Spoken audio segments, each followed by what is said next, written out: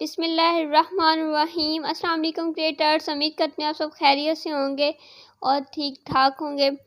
आज की जो हमारी रेसिपी वो है क्रिस्पी ब्रेड पैटीज़। बहुत मज़े की रेसिपी, रमज़ान स्पेशल रेसिपी है। यहाँ पे मैंने 3 बॉइल्ड पोटैटोज़ लिए, उसको मैश कर लिया है, और बॉइल्ड चिकन है और थोड़ा सा और प्याज है एक कटा हुआ बारीक। और यहाँ पे मैं 1 टीस्पून नमक ऐड कर रही हूँ, और लाल मिर्च 1 टीस्पून, चिली फ्लेक्स 1 टीस्पून। ये आप अपने उसके हिसाब से डाल सकते हैं कि आपको कितने पसंद हैं। और ये धनिया और ज़ीरा।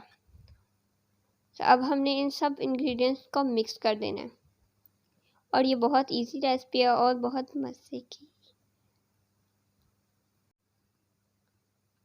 हाँ, एक चीज़ तो रह गई, वो है कसूरी मेथी, जिससे बहुत अच्छी खुशबू और बहुत अच्छा जायका आएगा। वो भी डालनी है। 1 टेबलस्पून मैंने ऐड कर दिए। सब इसको अच्छे से हमने मिक्स कर लेना है। और उसके बाद जो हमने करना है वो ये है कि देखिए, ये मैंने एक, आपके पास कटर है तो कटर ले लें, ऐसे बस इसको गोल काटना है, ठीक है। अभी ग्लास से कट कर ले, या फिर कोई जो भी चीज़ है आपके पास उससे कट कर ले सर्कल में। मैंने इससे, इसको क्या बोलते हैं, एक छोटी कटोरी, उससे मैंने किया।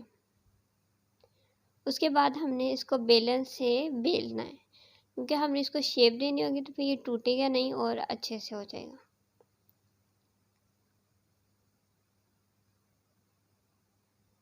और जो बाकी साइड्स थी वो उसको हम वेस्ट नहीं करेंगे, उसके हम ब्रेड क्रम्स बना लेंगे, ठीक है।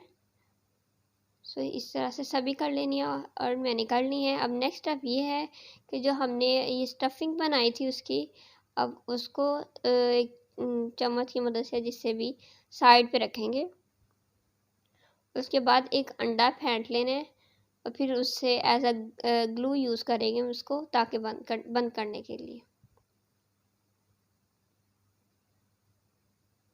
साइडों पे थोड़ा थोड़ा अंडा लगा दें। आप इसकी जगह पानी भी यूज़ कर सकते हैं, अंडा यूज़ कर ले, जो आपको लगे वो यूज़ कर लें।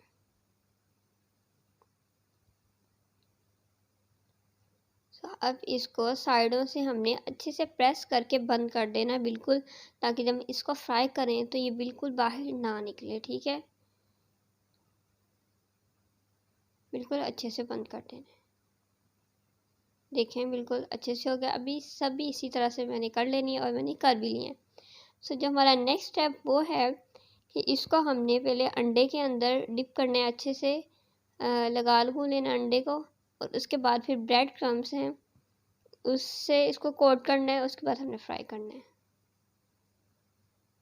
है ना इजी रेसिपी और मज़े वाली, यूनिक।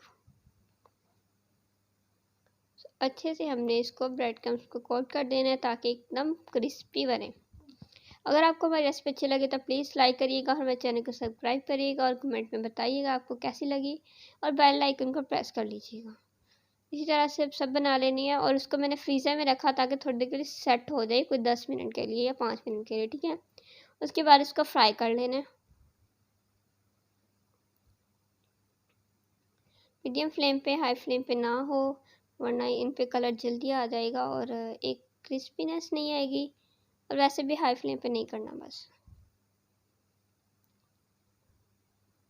फ्रीज़र में थोड़ी देर के लिए रख दीजिएगा, ताकि ये अच्छे से सेट हो जाए, ठीक है। वरना ब्रेड क्रम्स जो है वो सारे ऑयल में निकल जाएंगे, और आप लोगों का सारी मेहनत ज़ाया हो जाएगी। तो इसके लिए 5 से 10 मिनट के लिए उसको रख दें, ताकि अच्छे से सेट हो जाए।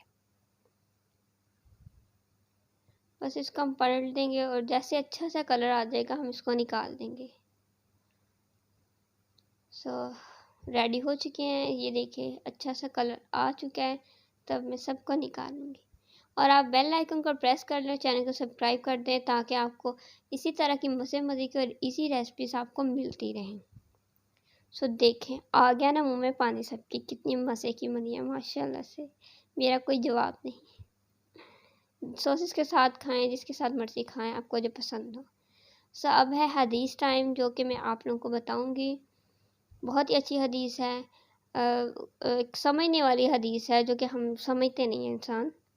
हज़रत अनस रज़ी अल्लाह ताला अन्हा बयान करते हैं कि मैंने नबी करीम सल्लल्लाहु अलैहि वसल्लम को इरशाद फरमाते हुए सुना है कि अल्लाह ताला फरमाता है, जब मैं अपने किसी बंदे को इसकी दो महबूब चीज़ों यानी आँखों के हवाले से आज़माइश में मुब्तला करता हूँ और वह इस पर सब्र करता है तो मैं इसके एवज़ से जन्नत अता करूँगा। सुबहान अल्लाह।